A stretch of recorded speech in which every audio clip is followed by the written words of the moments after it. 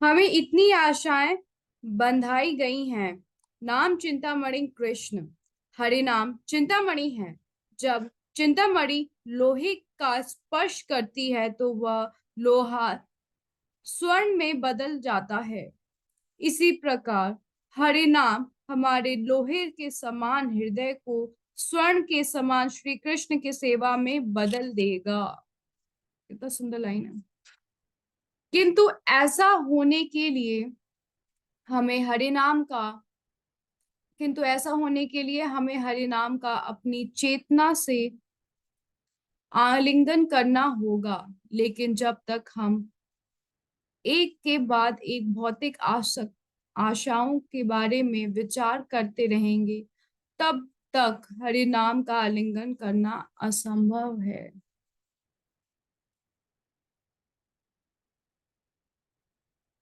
तो यहाँ पे कितना सुंदर बताया गया है कि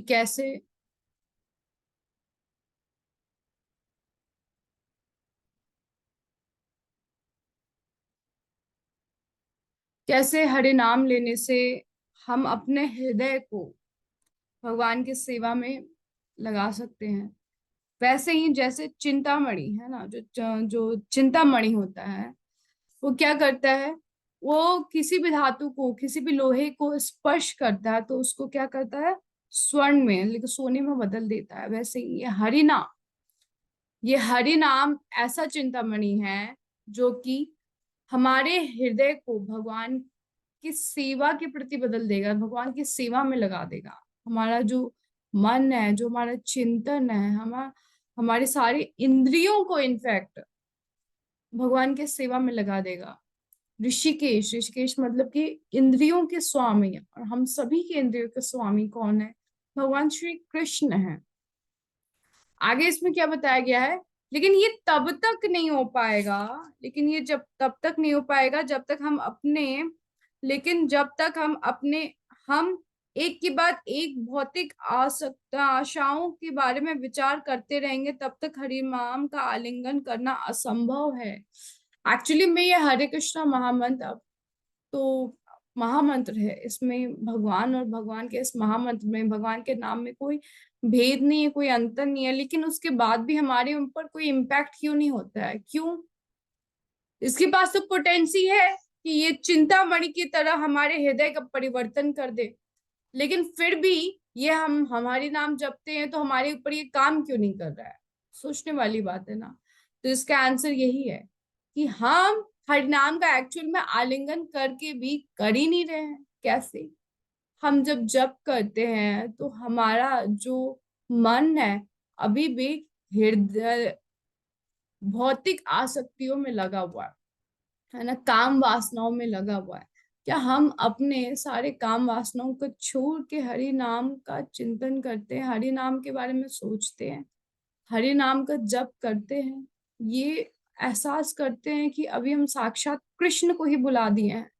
जब एक हरि नाम बोलते हैं, एक कृष्ण भी बोलते हैं, तो क्या हम ऐसा चिंतन करते हैं अभी मैंने साक्षात कृष्ण को ही बुला दिया है? क्या ऐसा हम फील करते हैं? नहीं ना। तो ये with purification, with practice, definitely Guru and Prabhupada ji, गुरु गौरांग की कृपा से ऐसा स्टेज आएगा। लेकिन जब तक नहीं है देन तब तक try and try and try. हमने अटेंटिव चैंटिंग करने की हमेशा प्रयास करनी चाहिए, सारा काम छोड़ के, सारा अपने मन को समझाते हुए कि बार बार की उसका रुचि हरि नाम के प्रति आता रहे, है ना।